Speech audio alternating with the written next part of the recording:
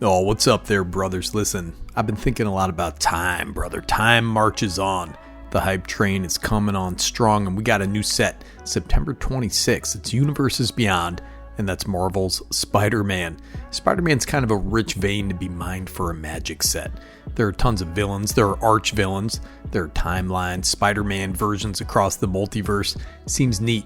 We'll see what they do with it. In the meantime, let's talk some specific cards that will be sure to titillate you Commander enthusiasts out there. But first, gotta subscribe to the channel, brother. It's Better Commander. It's a silly goose time. Maybe you learn something while you're here. I pontificate quite often, as I'm wont to do. As always, thanks and love to the patrons, the members, the Discord devils out there. Walking the earth, brother? Come on, man. Honestly, I never got that into Spider-Man. When I was a kid, there was this company called Image Comics that came out, and all these creators had their own things going on. Rob Liefeld had the guys with the tiny feet. I forget their names. You had Wildcats. You had Spawn. I still got a couple versions of Spawn #1 out there. Spider-Man was never my thing, but my kiddo loved the Miles Morales game back in the PS5, dude. Came with my PS5. Had a lot of fun with it. They had these little goons on there. They'd be like, "Oh, where's that Spider-Man? Where's the Spider-Man go? I can't find that Spider-Man. What are you doing, Spiders, man, up there?" We watched the Tom Holland movies. This guy's 25 years old, but he's playing a 17-year-old, and he does it well, man, because he's a little androgynous little dude. I like him a lot. "Oh, I'm going to be the next Tony Stark. Tony gave me a suit. You know, all that BS, dude. But guess what? Those were good movies, man. Spider-Man isn't as American as apple pie. It's been around for a million years. Gotta love Spider-Man. So listen, I'm going to cover these things as they come out and they take my fancy. This channel is all about what strikes my fancy. I like to just sit here and ramble, brother. And today that's Miles Morales. This guy's 1 in a green, legendary creature, human citizen hero. It's a 1/2. When it enters, put a +1/+1 counter on each of up to 2 target creatures. Has 3 red, green, and a white. You can transform it, activate only as a sorcery. And the backside is the ultimate Spider-Man. So that's that 3 red, green, and a white. Legendary creature, Spider Human Hero. It's a 4/3, has first strike and haste, but it has camouflage, dude. 2 generic mana, put a +1/+1 counter on it, gains hexproof, becomes colorless until end of turn. Whenever you attack, double the number of each kind of counter on each spider and legendary creature you control. So listen, man, I haven't seen any rulings on this, but I believe it's like an MDFC where you can play either side. But if you play the front side, you have the option to turn it over later, right? I think that's the way it works, and that's what I'm going with here today. If I'm wrong, you guys can let me know in the comments, because this makes sense to me, the way the card is printed. It's got mana cost on the front and the back. But listen, I gotta tell you, I dig that front side. Let me tell you something about this guy, the Rishkar Pima Renegade. Very similar ability. When it enters, put a +1/+1 counter on each of up to 2 target creatures, and each creature you control with a counter on it has tap add green. I love this card. Gets the ball rolling, gets counters on stuff. The mana production's a little side effect, but this goes great with Hardened Scales effects, Kami of Whispered Hopes, gets more counters on things, and starts the engines, brother. The front side of this card does that nicely as well. On a side note, Kami of Whispered Hopes is getting pricey, man. This was an uncommon banger. It's like $4 right now. I remember when this came out, I did a short video on it. Let's just say I appreciate this card and the little juggling baby that it is. Now, the fact that this guy can become hexproof is nothing to sneeze at. You have a decent Voltron commander. Dodging targeted removal is really sweet for just 2 mana. Native first strike and haste is pretty phenomenal as well. I've seen Voltron builds with crappier stats than this. It's going to get big with all those counters. It's got that ability to get hexproof. What more do you want? It's a little unconventional Voltron build, you know. It's not leaning into equipments, but instead relying on counters. I'm not convinced that you'll have many spiders in these colors that you're going to want to run, but this dude has this ability, right? Whenever you attack, double the number of each kind of counter on each spider and legendary creature you control. Interesting Legends Matters commander.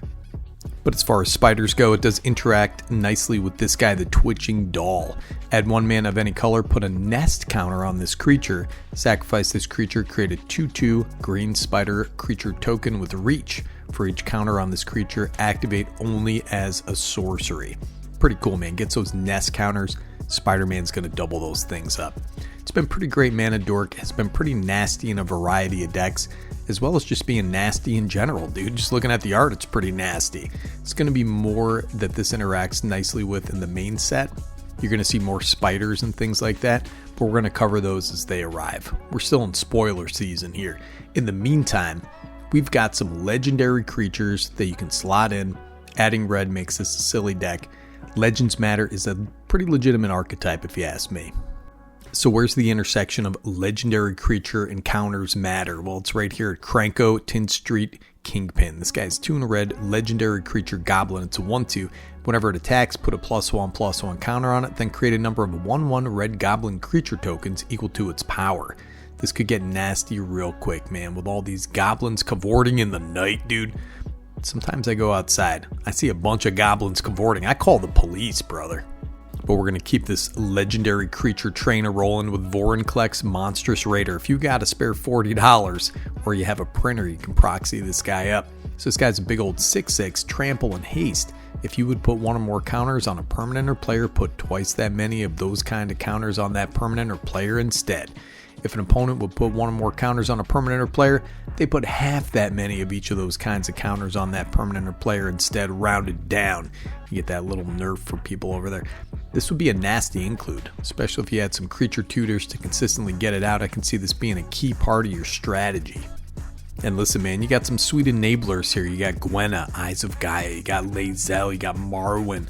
Gwenna is one of those cards that's so good in so many decks, man. Probably why it's $3. Another March of the Machine slapper. I've been high on this card forever. Sirakan Goreclaw has Trample. It's a 6/5 human bear. Other creatures you control have Trample. Whenever another non-token creature you control enters, put a +1/+1 counter on it. Gains haste until end of turn. There you go right there. Get a little trample on your creatures. You got all these huge creatures out there with a million counters on them. Suddenly they're trampling in. Your commander's trampling in. Yeah, listen, man, if you go into a certain kind of bar in the night, you're going to see some human bears, dude. You got to be careful. You might want to buy a little trampoline for the top of your drink, if you know what I'm talking about. But in the meantime, get your Lord of the Rings and your Spider-Man with Arwen, Weaver of Hope. 1 green, legendary creature elf noble. It's a 2/1. Each other creature you control enters with a number of additional +1/+1 counters on it equal to Arwen's toughness. So you get this down. You get that Miles Morales out there. You put a counter on this thing, all of a sudden everything's coming in with some big jacked up counters on it. What a sweet card, man. This is only $1. We got a couple ladies doing life how they want to do it, and that's beautiful, brother. How about Halana and Elena? Partners. 2 red and a green for a legendary creature, human ranger. It's a 2/3 with first strike and reach. At the beginning of combat on your turn, put X +1/+1 counters on another target creature you control, where X is Halana and Elena's power. That creature gains haste until end of turn. Be very nasty in a Miles Morales deck, of course. Halana and Elena, I don't think they're business partners, dude. I think they're life partners, and that's beautiful, brother. That's better, Commander. And they have a cat, Sovereign Okanek Ahau. This guy's 2 green and a white, legendary creature, cat noble.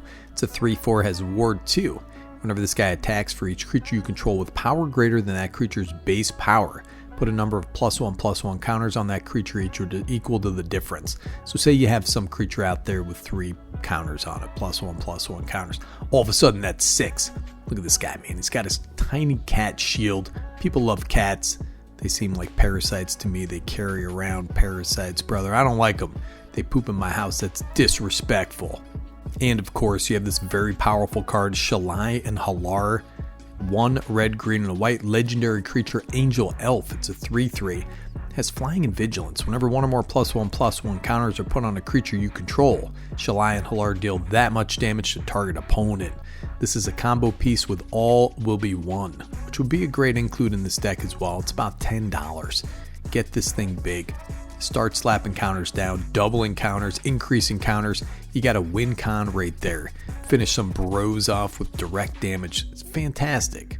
So listen, man, this Ultimate Spider-Man Miles Morales seems like a fun deck. You got a legendary creature, counters increasing theme right there. If you don't have a nice counters commander, here you go, man. What do you think of this Spider-Man stuff? Seems interesting, at least. I'm looking forward to maybe buying some singles out of the set. Honestly, right now anyways, man, I can't justify buying any packs. It's like $7 for a play booster these days. I got mouths to feed, dude. Mostly it's my own mouth that I gotta feed, and chicken's expensive, brother. On the subject of dilution of the brand, you can't really blame these corporate characters for going hard on Universes Beyond. Marvel's huge, dude. Final Fantasy is huge. These intellectual properties, they're just so money rich. People are fans of Final Fantasy, now they're buying Magic cards. Now they're addicted to Magic. Now they're coming here listening to my channel. You know, it's just the way of the world, brother. These things are going to sell like gangbusters, this Spider-Man stuff, man. And it's mostly for kids, gotta be honest. The grimdark stuff, we've had a lot of that over the years, so I don't really begrudge these kid-friendly sets. In any case, man, it's not worth getting too worked up over. People go absolutely bonkers about this stuff, man. Don't get too upset, you know? Life's too short to be all upset. If you're not digging on it, dude, go play Wu-Chang Fallen Feathers. I'm looking forward to Chronos The New Dawn. That's coming out September 5th. If you guys are into horror, survival horror games, man, that game looks pretty cool. Check out some trailers if you want. I swear to God, they're not a sponsor of the video, dude. I'm just giving them free advertising, brother. And that's Better Commander, dude. I love you, bros. Nikki G, Better Commander, signing off.